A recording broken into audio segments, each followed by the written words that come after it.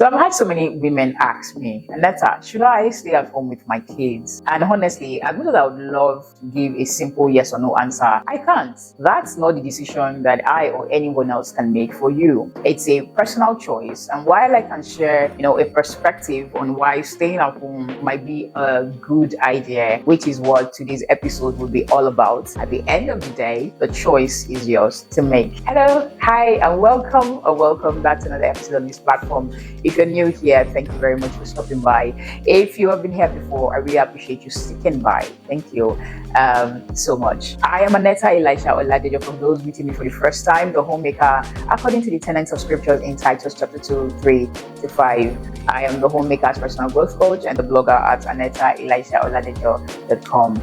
Now, the real question starts with, what do you want to do? What feels right for you and your family? Because let's be honest, society does not really do a good job preparing women for motherhood. It's almost like we're expected to just figure it out as we go, with no real conversation happening around the challenges and the beauty of being a mother. Now, there's this whole mindset of, oh, you'll figure it out once you get there. And while that might be true in some cases, it shouldn't be the default. We need to talk about some of the things that, some of these things more openly. So while I cannot actually make a decision for you, and what I can do, and which I'll be doing, is guiding you through the process of making that decision by yourself. I'm going to be sharing my thoughts, my experiences, and of course, my perspective that hopefully would help you get some clarity. Now let's get to discussing why, in my opinion, staying at home with your kids could be the best choice for you. I want us to quickly understand, I'm going to touch on some things which I think are important for us to understand. Number one, this is not your sole decision to make as a woman. Of course, the decision has to be with your husband. Mark 10, 7-9 says, for this reason, a man will leave his father and his mother and be united with his wife, and both of them shall become one, right? And then he went on in verse 9 to say, therefore, whatsoever God has joined together, let no man, not even the couples, put asunder, right? Yes. So now we live in a time where independence is so celebrated, even in marriages. But let's not forget what marriage is really about. It's two people coming together to be united as one, meaning you and your spouse would make necessary adjustments and compromises so that your decisions, especially the important decisions, can align at all times. Sometimes it might take a lot of conversations, and at other times it will take just trusting the leadership of your husband. God's design for marriage is coming to a place of unity, the unity of the Spirit that would bring oneness, peace, and progress. Of course, you will see this in Ephesians chapter 4, verse 3, which reads that with diligence to preserve the unity of the Spirit through the bond of peace. Now, the decision to be at home has to come from both of you working together, praying together, and seeking God's wisdom together. Now, you want to thoroughly discuss the question of what is best for your family, what is God calling both of you to do, and because this is a decision that you should make hand in hand, and of course not separately. And if you're concerned about what your husband might think, remember, communication is, of course, everything. You sit down, pray together, talk it through, and really listen to each other. If staying home is the right call, you will both feel content and peaceful about it, right? Now, the second thing that I also want us to understand is that choosing to stay at home is not giving in to the patriarchy. I mean, I cannot sound this enough. I know that these days you hear a lot that, staying at home basically is allowing yourself to be subjected to the man, right? Or, subjugated. Well, I do not believe this. I think staying at home with your kids is, of course, not taking a step back. It does not mean you're taking a step back. It does not mean you're letting the patriarchy win. All right. It's, in fact, very far from it. Titus chapter 2 tells us the beauty of being keepers at home. It doesn't make us lesser. It's just embracing the role that God Himself created for us. There is power in being a homemaker. And of course, that power does not make you weak or oppressed. Definitely not. I mean, think about it. We have the incredible responsibility of shaping lives, raising children, creating a godly home, nurturing the next generation who, of course, are the future and our legacies. So, of course, this is no small task. It's kingdom work entrusted in our hands, which I believe is a privilege and a great honor that every God-fearing woman should enjoy.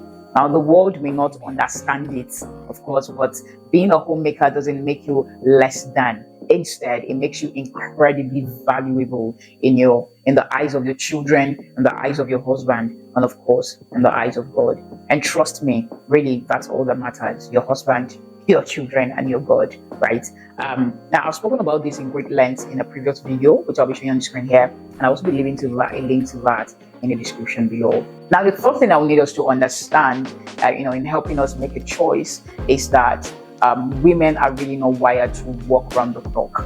We live in a world that constantly pushes women to work non-stop. I mean, today's generation, women are encouraged to juggle career with family, friendship, church, and a million other responsibilities. It's like there's an unspoken rule that we have to do it all and do it perfectly. But the truth is, we were not designed to operate like that, whether biologically, physically, or mentally. It's not a sign of weakness or laziness to take a step back every once in a while and then basically focus on the things that matter actually, which is your home and of course your family.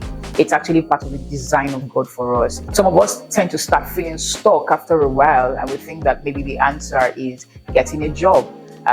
Especially those of us who have made the decision to stay at home. And I've spoken in previous videos how I also was feeling stuck at some point and how I overcame it. I'm also leaving a link to that in the description below. Now, each month, our bodies go through phases that can leave us feeling a range of emotions and energy levels. Now, during our periods, many women experience fatigue, weakness, and frustration. That's minus the cramps and the pains and all of the in-between. It's a time when we feel less energetic and more in need of rest, as our body is literally shedding itself. Then we're moving to the ovulation phase, where we have this surge of energy, right? And we feel more motivated and we feel very productive. Now, juggling these fluctuations while managing a full-time job, family responsibilities, and everything else, trust me, can be incredibly overwhelming. The constant demand to perform at peak levels every day, regardless of where we are in our circle, can be draining and unrealistic. Sometimes we feel this overwhelming pressure to prove ourselves, to show that we can do it. We can do it just as good as the men are doing it, and we can do it just as other women are doing it. But the truth is this: God never asked us to carry every burden, on our shoulders. He doesn't even want us to burn out trying to meet unrealistic expectations. So if choosing to stay at home feels like a way for you to find that balance and embrace, the rest that you deserve in this season of your life, then by all means, it's absolutely okay. It's not just a choice, it's an opportunity to nurture yourself, your family, and your faith. Trust that God will guide you as you seek to honor Him in your home. Now, the fourth thing I need you to understand is that children thrive better when their moms are present. One of the biggest reasons why, reasons many of us consider staying home is our deep desire to give our kids the very best. Now, studies and more importantly, scriptures have also shown that children truly thrive when their moms are present. The nurturing ability, femininity, the softness, and the emotions of women are powerful tools that God, wove into us to be able to mold lives and destinies with such care and empathy. Couple this with a great husband, all right, and a great father who leads by example of love for their wife, and then of course with service and godly leadership. Every child has been given all they need by God to flourish in the family system.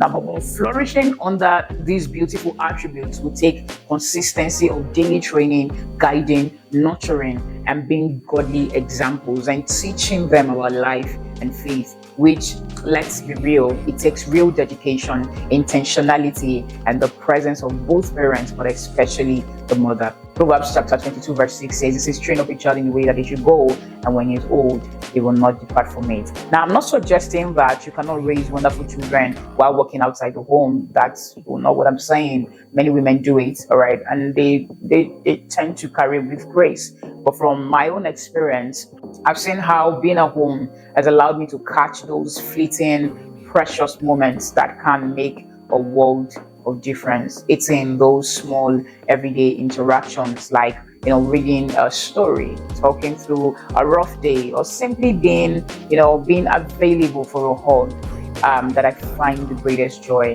I was there for every moment in my kid's life. I was there for most of the firsts that he had, about all of the firsts that he had, right? I'm here for every tantrum, of course, and everything in between. Now, being their stay-home mom, being a stay-home mom has made me, should I say, the primary caregiver in their formative years, and that's a gift that feels immeasurable. It's not just about being there physically, but being there emotionally and spiritually available for them as well. So if staying at home feels like the right choice for you, remember that it's not just about the time spent together, but about the depth of the connection and the impact you can have in shaping their lives. It's a special kind of investment that pays dividends in ways that are hard to quantify, but deeply, deeply felt. Now, what should you consider before making a decision to stay at home with your kids? Number one, ask God through prayers if that is the next step for your life. Making a decision to stay at home with your kids is deeply personal, right? And for many, profoundly spiritual. Now, before making such a significant change, it's important that you seek divine guidance through prayers, so that you can align your heart and your actions with God's plan for your life. Now, you want to start by setting aside dedicated time for prayer. It will not just be the quick, Lord, should I stay at home or should I go out and work kind of prayer. I'm talking about opening your heart and your mind to God's voice. Ask Him to guide you in making the right decision, and be prepared for answers that might come in unexpected ways, and also be prepared for answers that you might not even really be ready for as well. Now, pray for clarity and wisdom. Proverbs chapter 3, 5-6 says, trust in the Lord with all your heart, and lean not on your own understanding. It says, acknowledge Him in all of your ways, and definitely He will direct your path. Now, this verse, it's a great reminder that trusting in God completely and seeking His direction in all aspects of our lives will keep us, content, because we'll always make the right choices. Now, also during your prayer time, you want to reflect on questions like, what are my biggest desires for my family and my role within it? How does this decision align with the values and the vision God has given me for my life? And look out for specific scriptures or messages that will stand out to you during this prayer time. All right, also very helpful to involve your husband, and if you have a spiritual mentor or a pastor that you trust, you can involve them in these prayers as well. Now, they will offer you support, they will give you perspective, and hopefully you can discern God's guidance at the end of the day. Now, be open to answers from God, stay on His word. God's guidance sometimes comes slowly and it requires patience, all right? But trust me, He never misses the right timing. At the perfect time, God will be able to, through wisdom, either through, scriptures or other believers, give you the answers. Now, number two thing to consider also is finances. You want to be able to live on, find how you can live on one income, right? Because we need all the money we can get, right? And regardless of how many kids you might have, this is a very, very important aspect. Now, before making this leap, it's crucial to understand the financial impact it will have on your family. The best way to get a clear picture is to practice living on one income before you actually make the switch. Now, you want to start by creating a detailed budget based on your current expenses and income. Then imagine what it would look like if you were living on just one income. Cut out any non-essential expenses and see how you can adjust, of course, your lifestyle. This would help you understand how your day-to-day life will change. Track your spending for a few months to see where your money goes, right? You might You might discover areas where you can cut back on or even save more. Adjusting to a single income means making some very tough choices and possibly finding creative ways to save. You want to also consider what financial goals you might need to adjust. For example, saving for emergencies, retirement, or even family vacation might look different on a single income. Think about how you can still meet these goals while staying within your new budget, right? And remember, do not settle for just being able to pay the bills. Ensure that you have a financial cushion and understand how this change will affect your long-term financial health. This will help you approach the decision with confidence and with clarity. Now, the third thing is involve your spouse, involve your husband, and get a support system. When you're contemplating whether to be a stay-home mom with your kids, the strength and the involvement of your support system, particularly your husband, plays a crucial role in making this transition successful. First, consider the broader support system you have. Who are the people that you can call on or you can rely on for emotional or for physical help, right? This would include your family, your extended family, maybe your siblings coming to help you out with the kids, or if you have family close by, who can actually help you out as well. Have a network of supportive people who can make a significant difference in managing the challenges of staying at home. Now, this is the most important part you need to discuss with your husband.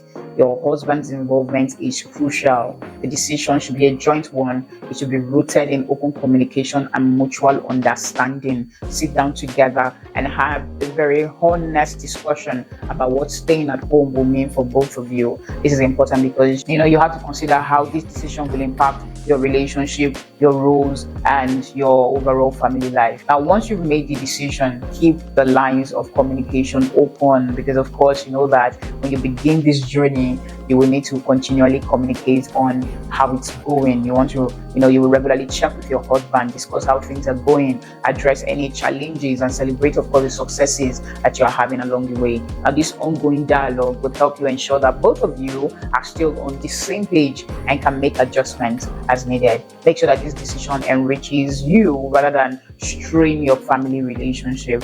Plan quality time together and create a family routine that works for everyone. Now, this approach strengthens your bond, and of course it provides a stable and loving environment for your kids, which is also a very, very important or crucial part in raising them. Now, I personally am not critical or judgmental of women who want to work outside the home. Every family is unique, and I believe that what works for one might not work for all. Moreover, we're all called to different things in life, right? But the choice to stay at home or to work outside is definitely deeply personal, and it should be based on whatever aligns with your family values and needs. Now, however, from my own perspective and from my own experience, I can say that there is something profoundly valuable in building that early emotional connection with your children. Those early years are formative, and being present in this time can have a lasting impact on their development and your relationship with them. Now, of course, this doesn't mean that working outside the home is not valuable, and that it cannot be done with love and attention. I mean, whether you're working outside, if you're working outside the home, I'm not saying that you cannot still raise your children with love and attention. I'm just saying that, and of course, there are many women who have been able to balance their careers and their family life and have made invaluable contribution. But if staying at home basically aligns with your own goals and your values, and it allows you to nurture those early connections, take it, because it can be deeply rewarding. It's a very deeply rewarding experience. Ultimately, the choice definitely is yours and should be made with prayers, thoughtful consideration, and a clear understanding of what is best for your family. Now, no matter the path you choose to take, the most important thing is that your family's needs and fulfillment and joy at home are still the priority. Thank you very much again for watching this video. If you have stayed with me until this point, I really do appreciate it. You are amazing. I would like it if you can please subscribe to the channel if you have not, and please like the video, because it tells YouTube, or it tells the algorithm that something beautiful is here and more people should see it, right? Please comment as well. do all the good stuff. When you engage with these videos, YouTube actually takes the videos very, very seriously. All right, so I'll be expecting your comments, and I'll look forward to hearing from you. Please, you can follow me on all social media platforms, and I'll see you on the next one. Godspeed. Success, as we know it, is the compounded effect of the everyday steps we take towards a main goal. One of the things that gives peace and mental clarity while homemaking is putting the emptiness season clearly before our eyes. Taking baby steps at the moment while still on the journey of making and keeping the home towards that season is an important aspect of self-care most people overlook. It strengthens the intentionality that goes into making every moment you have right now count. My blog, Aneta, Elisha-Oladejo.com, helps young women navigate their homemaking season in view of the empty nest phase. From ebooks to short courses on time management for homemakers to parenting, finances, and building small businesses while at home, there is plenty to keep you learning and growing while you create the warm, loving space that your family needs to thrive. I am also a local SEO specialist dedicated to helping small businesses like yours stand out in your community.